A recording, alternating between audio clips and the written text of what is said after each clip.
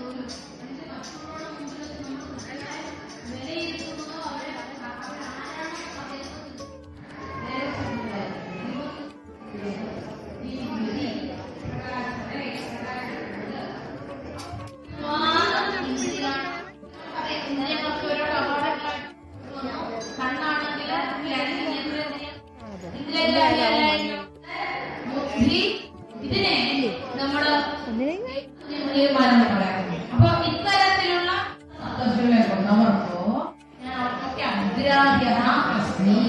ഞാൻ ഗ്രഹിക്കപ്പെടാൻ കഴിയുന്നവനല്ല.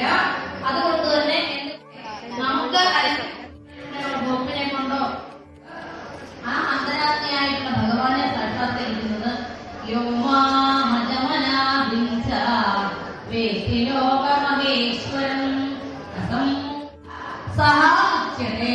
എല്ലാത്തരം പാപങ്ങളിൽ നിന്നും വിദ്യാധാരണങ്ങളിൽ നിന്നും അവൻ മുക്തനായി തീരുന്നു. എപ്പോഴാണ് ജാനാതി. അപ്പൊ നമുക്ക് മനസ്സിന്റെയോ ബുദ്ധിയുടെയോ ഒന്നും തലത്തിൽ കൊണ്ടുവന്ന് ഭഗവാനെ അറിയാൻ കഴിയുന്നില്ലെങ്കിൽ ഒക്കെ തന്നെ ഉണ്ടാകുന്നു ഇല്ലേ? ഇതിനൊക്കെ എന്തുണ്ട്? ജായരെ കൊച്ചു കൈക്കുഞ്ഞായിട്ടുണ്ടായി ഒരു അനുഭവം, ഒരു തലമാണ്. നമ്മൾക്കും അതെ, എല്ലാവർക്കും ജനിക്കുന്നവർക്ക് എല്ലാവർക്കും ഇതേ തലമാണ്. അപ്പോ ഓക്കെ, അതുകൊണ്ടാണ് ഒരു രാത്രി നടന്നു പോകുമ്പോൾ ഒരു കയറ് കിടക്കുന്ന കണ്ടപ്പോഴേ അയ്യോ പാമ്പാണെന്ന് പറഞ്ഞ് പാമ്പിനെ കാണുമ്പോൾ ഉണ്ടാകുന്ന ചെറിയ ഉള്ളവല്ലോ ഉണ്ടാകുന്ന നമ്മൾ അത് കടിച്ചു തന്നെയാണ്, കടിച്ചിട്ടുണ്ട് ഇതിന്റെ തുടക്കവും ഒടുക്കവും ഒക്കെ ഉണ്ട് എന്ന് നമ്മൾ വിചാരിക്കുമല്ലേ, അവിടെ ആ അടിസ്ഥാനത്തിന് അത് ചിദം സംവിധം നിർമ്മലം നിർവികൽപ്പം നിരീഹം നിരാകാരം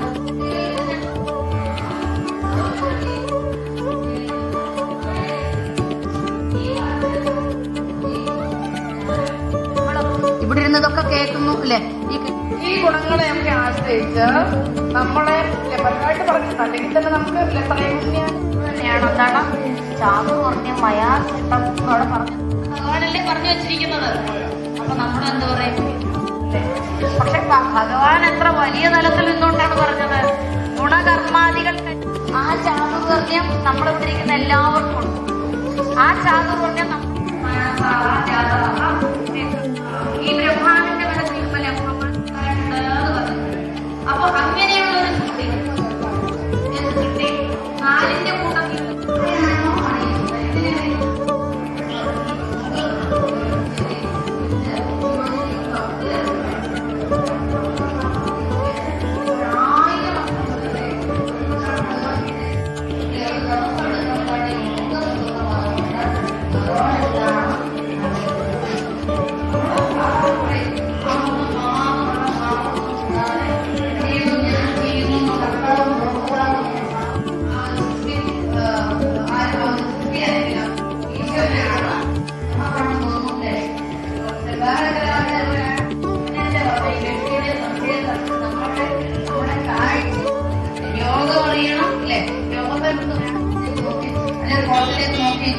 ചലനം പോലുമില്ല. നീലൊക്കെ ചോദിച്ചാൽ എല്ലാം വഴിപാട് കൂടെ ചൂന്ന് പറഞ്ഞു പോകുന്നതാണ് സമാധീഹിതാണ് പറയുന്നത്. ഇങ്ങനെയൊക്കെ നമ്മൾ പറയണം. അപ്പൊ ഈ ഒരു സമത്വം യോഗ ഉത്തരേന്നും ഉഴപ്പും ചന്ദ്രത്വം ഒന്നുമല്ല ഭഗവത്ഗീത അങ്ങോളം വ്യാഖ്യാനിച്ച് വെച്ച് കഴിയുക എന്ന ഒരു സന്ദേഹം ഉദ്ഭവിപ്പിച്ചു പറയുകയാണ്. അഹം സർവസ്യ പ്രഭവഃ എത്ര നല്ല വാക്കുകളാണ് ഭഗവാന്റെ ആ ഒരു ചില പദങ്ങളൊക്കെ വിളിക്കാൻ വേണ്ടി. സധീര കാണുന്ന ഒക്കെ ആയിട്ടുള്ള എല്ലാ മായാപ്രപഞ്ചമായിട്ട് കാണുന്ന ഒക്കെ ചിന്ത്യ അങ്ങനെ എത്തുമ്പോഴാണ് ഭക്തൻ പരമഭക്തനായി തീരുന്ന ഭക്തി സാർത്ഥകമായി കഴിയുക എന്ന ഒരു സന്ദേഹം ഉദ്ഭവിപ്പിച്ചു പറയുകയാണ്. അഹം സർവസ്യ